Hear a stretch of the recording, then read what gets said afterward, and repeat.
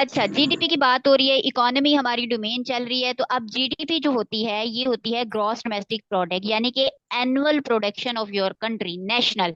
आपकी कंट्री में एक साल में कितनी सर्विसेज, सर्विसेज जो बेसिकली होती है ये भी तो अर्निंग होती है ना, टीचिंग करना, ठीक है, आप किसी सीट पे बैठे हुए हो, ये आपकी सारी सर्विसेज काउंट होती हैं, और ये सर्विसेज आपका सोर्स ऑफ इनकम होती हैं, ठीक है। मैम ये दोबारा आपकी से, मैम कंट्री ये के लिए रिपीट भी ये करना सोर्स ऑफ चाहेंगे? इनकम मैम होती ये जो सर्विसेज की बात की है। है। जीडीपी जो होती मैम है, देखें, जीडीपी में ये होता है कि आपने अपनी कंट्री में एक साल में कितनी प्रोडक्शन से कमाया, कितनी प्रोडक्शन आई आपके पास, ठीक है।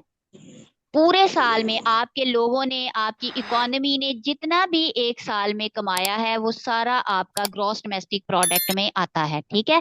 वो आपकी जीडीपी कहलाती है, जितनी भी आपकी अर्निंग सोर्सेज हैं उनसे जो आप जी, एक साल में कमाते हो, चाहे वो आप फसलों के थ्रू कमाते हो, ठीक है, आप चाहे सर्विसेज इंडिविजुअल के हो थ्रू, चाहे स्टेट हो, इंडस्ट्रियलाइजेशन, टोटल। एग्रीकल्चर, कुछ भी किसी मैम भी तरीके से स्टेट आपने प्लस कमाया, individual, state plus earning individual. Source, ठीक है।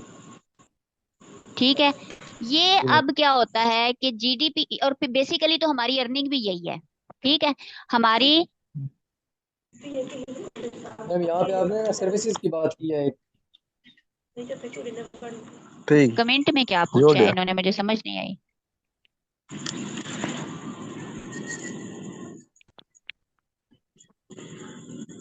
ये क्या पूछा है आपने कमेंट में? ट्रेड सरप्लस को मैंने पूछा ट्रेड सरप्लस को उर्दू में क्या कहते वो काफी मुनाफा। पुरानी चल रही है, कोई वो है पीके वाली तिजारती सिचुएशन मुनाफा। लगे।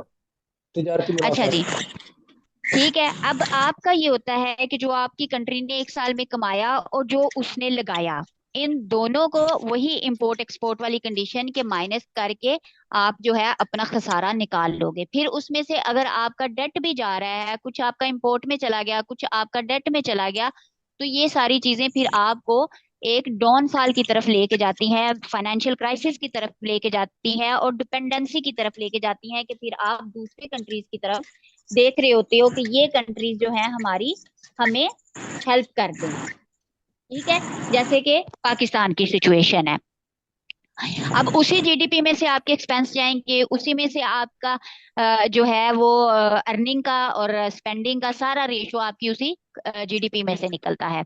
अभी जो मैम करंटली रेशो एक चल वर्ड रही है आपने बोला था यहाँ पे ना शुरू में, आपने कहा था कि मैम सॉरी टू से कि मुझे ना आपने रोक लेना होता है अगर सवाल की समझ ना आए तो, इसलिए जी मैम। जी बोले। तो मैम ये इसमें ना आपने एक शुरू में बात की है सर्विसेज के, वो भी तो अर्निंग होती हैं।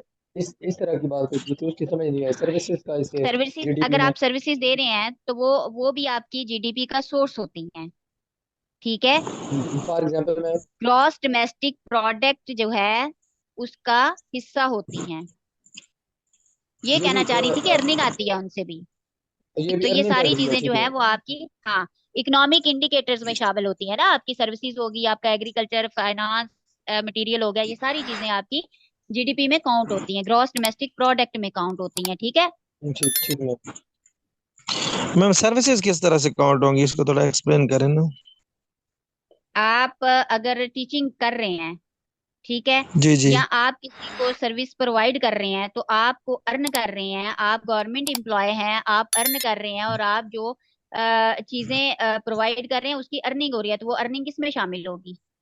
मैम हम तो अर्न कर रहे हैं, बेसिकली वो तो हम अर्न, ले रहे हैं ना मैम आप, हुकूमत से। अच्छा, तो इंडस्ट्रियलाइजेशन वाले जो करते हैं वो भी अर्न करके कहाँ लेके जाते हैं? अपने अपने घरों में ही लेके जाते हैं, तो वो कंट्री में कैसे शामिल होता है? मैम वो मैं कितना थोड़ा सा शामिल बोल होता है? सकता हूँ।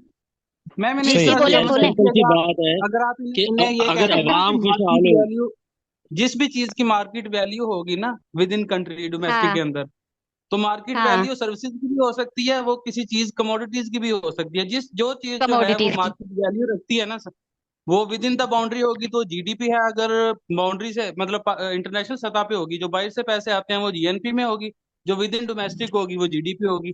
वो कोई भी कमोडिटी भी हो सकती है, वो सर्विसेज भी ये हो सकती है, वो नहीं, कुछ भी मतलब हो इसका सकती है। ये नहीं होता कि आप कमा रहे हो तो मुल्क, भाई हर बंदा खुद ही कमा रहा है, इंडस्ट्रियलाइजेशन भी तो खुद ही कमा रही है, वो गवर्नमेंट को दे ये रही मैम है।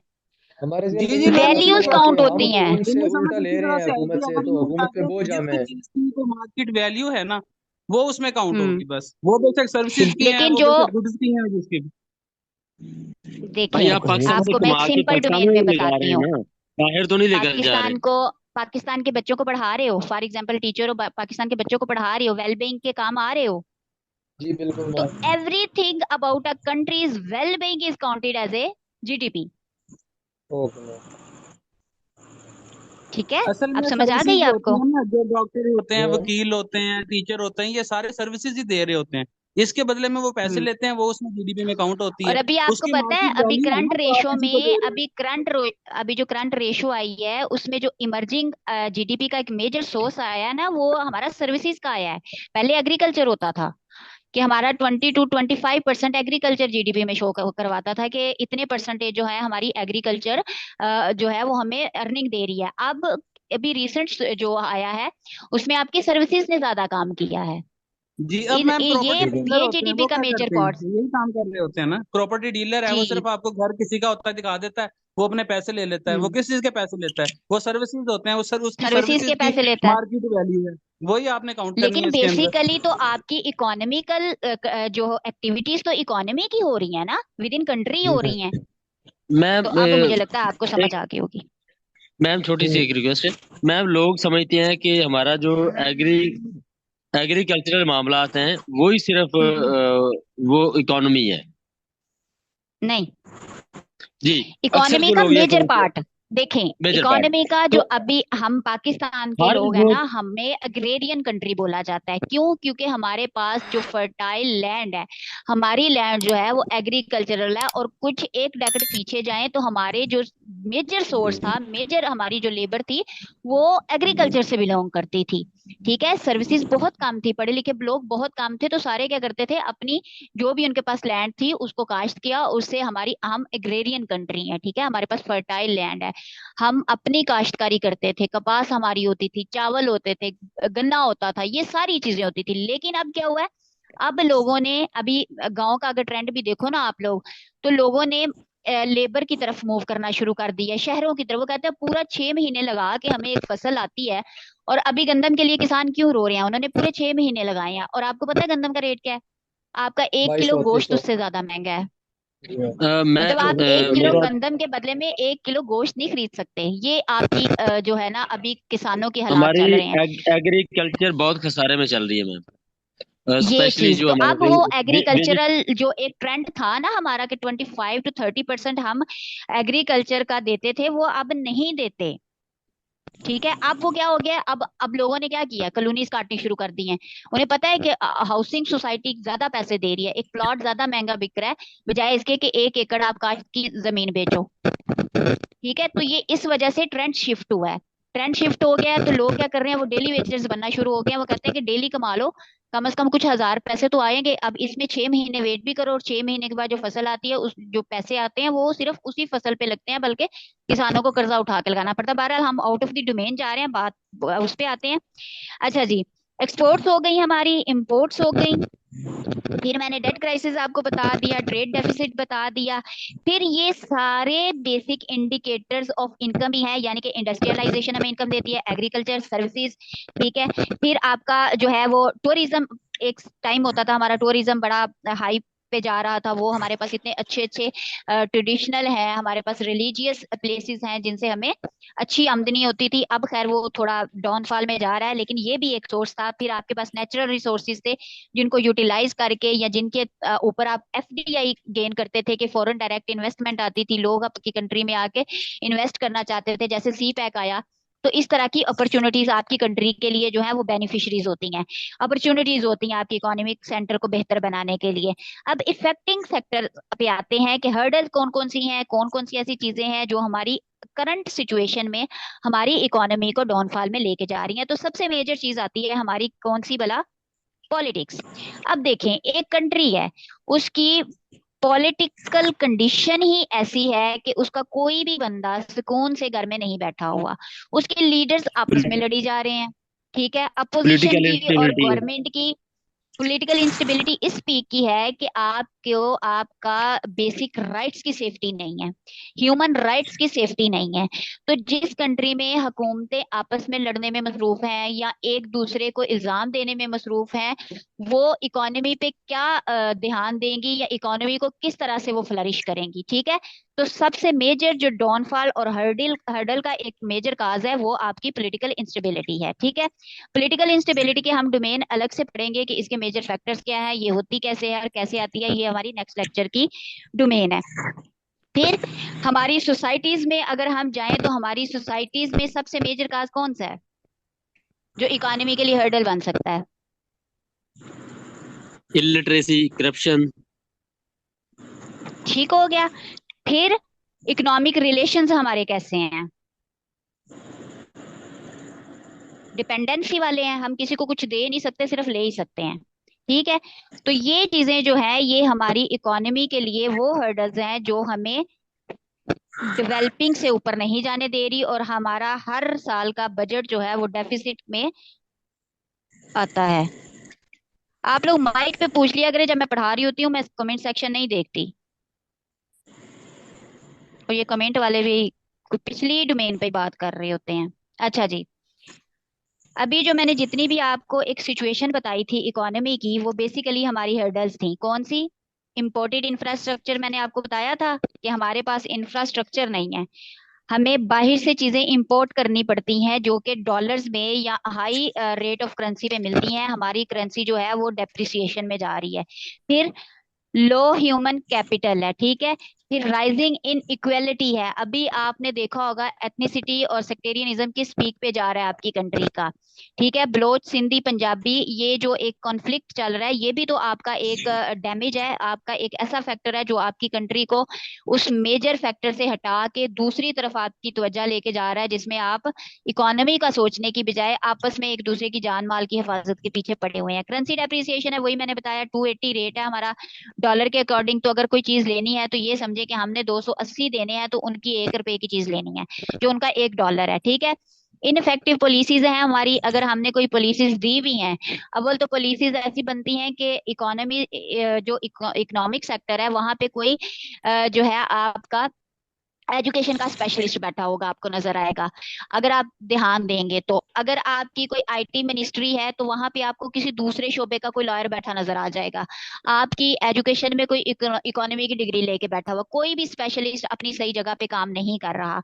तो क्या है, पॉलिसीज तो बनती हैं, या तो वो इनफेक्टिव होती हैं, प्लान ही ऐसी हो, प्लान करने वाले ही नहीं प्लान कर पाते पॉलिटिकल इंस्टेबिलिटी की वजह से। और अगर खुदा करके कोई एक प्लान चल भी पड़ता है तो साल 2 साल बाद हमारी गवर्नमेंट चेंज हो जाती है, तो वो क्या, नई आने वाली गवर्नमेंट कहती है कि जनाब पिछली वाली तो पागल थी, उसने तो ये ऐसे ही प्लान दे दिया था, मैं नया प्लान लेके आऊंगा, इसको इनिशिएट करते हैं। तो वो पुराने प्लान को कैंसिल कर देती है, ठीक है, या रोक देती है। तो वो जितना सरमाया उस पर लग चुका होता है वो भी आपका खसारे में चला जाता है। फिर आपकी डे बाय डे बढ़ती हुई पॉपुलेशन है, population explosion is a major cause, ठीक है, कि आपके रिसोर्सेज मैनेज ही नहीं हो रहे। तो ये सारी चीजें हैं जो आपकी इकोनॉमी में हर्डल क्रिएट करती हैं। अब इन सारी चीजों को जब आप करेक्टिफाई करोगे, इसको करेक्शन में लेके जाओगे, तो ये बेसिकली आपके लिए क्या हो जाएंगी, सजेशंस हो जाएंगी। तो सजेशंस के लिए आपने इकोनॉमी के आर्टिकल्स पढ़ने हैं, ये आपका होमवर्क है। मैं खुद ही जानबूझ के नहीं यहाँ पे सजेशन लेके आई कि आप लोग खुद इस पे पढ़ें।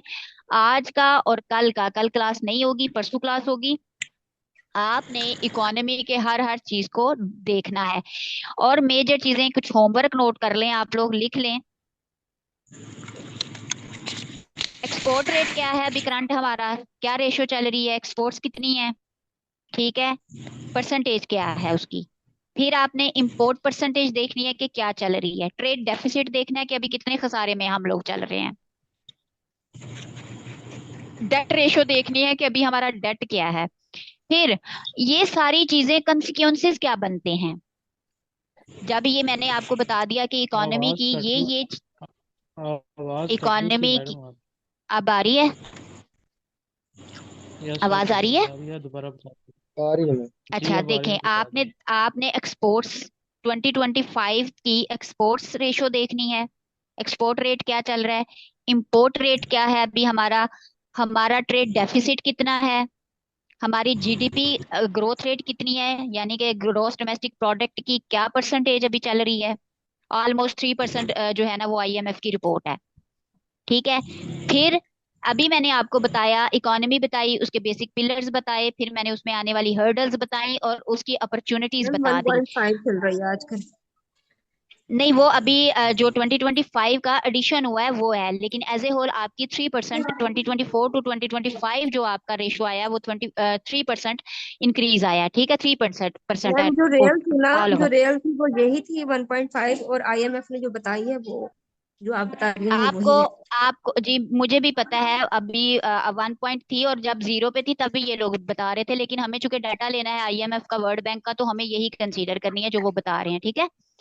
तो जी मैम, आईएमएफ आज से डाटा ले आज सकते हैं, अखबार में था वर्ल्ड ना। बैंक से डाटा ले सकते हैं, मिनिस्ट्री ऑफ फेडरल एजुकेशन से डाटा ले सकते हैं, वो भी एक डाटा शो करते हैं। अच्छा, आपने इंपोर्ट एक्सपोर्ट डेफिसिट, करंट जो हमारा डेट चल रहा है वो, ट्रेड डेफिसिट। Trade deficit. ठीक है। फिर अभी हमने बात की कि हमारी इकोनॉमी की बात कर ली, पिलर्स की बात कर ली, इसकी अपॉर्चुनिटीज की बात कर ली, इसकी हर्डल्स की भी बात कर ली कि कौन कौन से फैक्टर इसको जो है वो ऊपर नहीं जाने दे रहे, वो इसको रोक के रखे हुए हैं या फिर इसको गिराने में अहम किरदार अदा करते हैं। अब ये चीजें हैं, अब इन चीजों का असर भी तो हो रहा है, कोई कंसिक्वेंसेस भी तो हो रहे हैं, कोई इफेक्ट्स भी तो हो रहे हैं, कोई इम्पैक्ट्स भी तो पड़ रहे हैं इसके। अब उनमें क्या आता है, अनएम्प्लॉयमेंट रेट बढ़ रहा है आपका, पॉवर्टी रेट बढ़ रहा है आपका। ठीक है। फिर करप्शन हो रही है, फिर आपकी गवर्नेंस जो है उस पे आ रहा है इफेक्ट, कि आपकी गवर्नेंस बैड गवर्नेंस में कंसीडर की जा रही है। तो ये कंसिक्वेंसेस भी आपने डिटेल में देखने हैं कि कौन कौन से आ रहे हैं। कुछ मैं आपको बता देती हूँ, जैसे सोशल अनरेस्ट हो रहा है, अनएम्प्लॉयमेंट है और पॉवर्टी है, ये तीनों चीजें बढ़ रही हैं। वो कैसे बढ़ रही हैं, सोशल अनरेस्ट आपको भी पता है किस तरह से, अभी लास्ट जो मई के वाकयात हैं 2024 के, वो आप सबके सामने है, जो भी कंट्री की कंडीशन रही है वो आप सबके सामने है। लोग सड़कों पे रहे हैं, उठाए गए हैं, ये सारी चीजें जो है ये सोशल अनरेस्ट पैदा करती हैं। और सोशली अनरेस्ट जो एक सोसाइटी है वो किस तरह से अपनी फ्लरिशिंग के लिए या अपने आने वाले कल के लिए सोच सकती है। ठीक है। फिर आपकी जो ब्रेन ड्रेन भी इकोनॉमी, ब्रेन ड्रेन भी एक है मतलब आवाज नहीं आई। इसका इम्पैक्ट ब्रेन ड्रेन भी है मतलब। ब्रेन ड्रेन कह रहे हैं आप? यस। हाँ, मतलब आउट ऑफ कंट्री चले गए ना, जिनको यहाँ पे वाकई नहीं मिले, जब अनएम्प्लॉयमेंट रेट ज्यादा हो गया। देखें, कंट्री जो है वो तो वो बिजी है पॉलिटिकल कंडीशन में। ठीक है। तो इकोनॉमी के लिए कोई अपॉर्चुनिटीज नहीं आ रही, जॉब्स नहीं मिल रही लोगों को। तो लोग क्या कर रहे हैं, वो कह रहे अब डिग्रीज होल्डर जो है वो या तो डेली वेजर्स बने हुए हैं, या फिर वो कहते हैं कि जरा सरवाया लगाओ तो बाहर चले जाओ, वहां पे कुछ अच्छा कमा लेंगे। तो ब्रेन ड्रेन होता मैम है कि आपके स्किल्ड इसकी लोग जो हैं, इसके लिए क्या टर्म यूज करते हैं, ड्रेन क्या है? BRAIN, brain drain brain drain. Brain drain. ठीक। ठीक जैसे है। वो वो बात तो पिछले है। दिनों में शहबाज शरीफ साहब गए हुए थे बेलारूस, वहां पे उन्होंने कहा जी हम आपको 1,50,000 स्किल्ड पर्सन देंगे, मतलब ब्रेन ड्रेन करेंगे। हम्म। उनसे कुछ फायदा हाँ, वो नहीं ना अपनी उठा कंट्री रहे में, हैं। अपनी कंट्री में तो कुछ लगा नहीं सकते ना, तो बाहर भेज दो। अच्छा जी, बहरहाल फिर क्या होता है, आपकी इकोनॉमी डिपेंडेंट होती है। आपको मजीद बजाय इसके कि आप अपनी इकोनॉमी को बेहतर करें, आप फिर कशकोल लेके आईएमएफ के पास मांगना हमारी मजबूरी है। ठीक है। शौक से नहीं मांग रहे, वो क्या स्टेटमेंट थी तो वो इस तरह की निकलती हैं। इंटरनेशनल जो है, फिर आप जब देखें, आप मैं आपसे कर्जा ले रही हूँ, तो मैं आपके सामने बोलने की कोई कोई हक रखती हूँ? मैं नहीं रखती। आईएमएफ से जब आप कर्जा लेते हैं तो आईएमएफ आपकी इकोनॉमी पे कुछ सजेश कंडीशंस आयद करता है। वो बताता है आपको कि अपनी इकोनॉमी पे, हेल्थ पे इतना खर्च करो, इतना कट करो, इस पे इतना वो लगा दो, टैक्स लगा दो, इस चीज पे इतना टैक्स लगा दो। वो कंडीशंस आयद करता है। तो वो जो कंडीशंस होती हैं वो हमारी जो एक सोशल लाइफस्टाइल है, या हमारा एक अपनी कंट्री की जो एक डोमेन है उसमें वो फिट नहीं होती, तो वो बर्डन क्रिएट करती हैं। तो ये हमारी क्या होती है, एक डिपेंडेंसी भी हो जाती है और इंटरफेरेंस भी हमें बर्दाश्त करनी पड़ती है। हैंडीकैप्ड इकोनॉमीज आ जाती हैं हमारे पास, जिसमें फिर हम अपने रिसोर्सेज से तो कुछ नहीं कर सकते, लोगों से लेके बस फिर इतना ही करते हैं कि आज का काम चला लो, कल की देखी जाएगी। ठीक है, ठीक। वीक डेमोक्रेटिक इंस्टीट्यूशंस हो जाते हैं आपकी कंट्री के, आपके पास करप्शन आ जाती है, आपकी गवर्नेंस डाउनफॉल में चली जाती है। तो ये सारी चीजें, आईटी में आप उतना परफॉर्म नहीं कर पाते जितना बाकी कंट्रीज कर रही हैं, तो इन्वेस्टमेंट के लिए भी आप कुछ नहीं सोच पाते। ये सारी कंसिक्वेंसेज आते हैं। फिर इन सारी कंसिक्वेंसेज को और हर्डल्स को मर्ज करके आपने ढूंढना है कि हम इकोनॉमी को रेक्टिफाई कैसे कर सकते हैं, डेवलपिंग से डेवलप्ड स्टेट्स की तरफ किस तरह से जा सकते हैं, या ये जो अभी हम करंट सिचुएशन में फंसे हुए हैं इससे हम बाहर किस तरह से निकल सकते हैं। तो आपको मैम अपनी ये जो असाइनमेंट हर्डल्स समझ हैं आ ये गई तो है? सारे काजेज हैं ना, ये जो हर्डल्स हैं सामने ये सारे काजेज हैं ना, बिल्कुल इसके बिल्कुल, हमने ये इफेक्ट, आपकी वो इसके काजेज हैं, सामने इफेक्ट भी वो निकालने स्टेम्स हैं। हैं जिन्होंने और इकोनॉमी को डाउनफॉल की तरफ लेके गई। ठीक है मैम, इसके मैम ये हमने इफेक्ट भी टॉपिक निकालने लिखवा हैं। दें कि और किस टॉपिक पे लिखनी है, आउटलाइन या इंट्रोडक्शन? आउटलाइन इंट्रोडक्शन मैं आपको बताती हूँ। अभी आप अपना होमवर्क लिख लिया आपने कि कौन कौन सी चीजें आपके फैक्ट एंड फिगर में आती हैं? मैम ये फैक्ट एंड आपने क्या फिगर थे, हमें बताया है एक्सपोर्ट, कि, इम्पोर्ट, ट्रेड जी जी डेफिसिट, मैम, डेट, ये सारे फैक्ट एंड फिगर्स होंगे। और साथ में सोर्स भी लिखना है, किस सोर्स से ले रहे हो आप लोग। 2 से 3 कोटेशन भी आपने लेनी है। एक कंक्लूसिव कोटेशन निकालिएगा, एक इम्पोर्टेंस पे, इकोनॉमिक इम्पोर्टेंस पे कोटेशन निकालिएगा, और 2 से 3 आपकी प्रॉब्लमेटिक होनी चाहिए। 5 से 6 आपने इकोनॉमी पे कोटेशन भी जमा करनी है। ठीक है, ये टॉपिक लिख लें अपनी असाइनमेंट का, economic crisis, causes, impacts and way forward. इस पे आपकी आउटलाइन भी बनेगी और इस पे आपने इंट्रोडक्शन भी लिखना है। और जो इंट्रोडक्शन लिखना है वो मुझे सेंड नहीं कर देना। इंट्रोडक्शन 2 से 3 दफा खुद लिखे, 2 से 3 दफा आउटलाइन खुद बनाए। ड्राफ्ट होने चाहिए आपके पास, मैं यहाँ ड्राफ्ट मंगवा लूंगी। 3 से कम किसी के पास ड्राफ्ट ना हो, मैं कमेंट सेक्शन में मैम ड्राफ्ट मंगवाऊंगी आपके ड्राफ्ट। ये इकोनॉमिक क्राइसिस पाकिस्तान के हवाले से है? जी बिल्कुल, पाकिस्तान के हवाले से। Economic crisis in Pakistan. हाँ, बस आपने पाकिस्तान के हवाले से देखनी है ये सारी चीजें। जी मैम।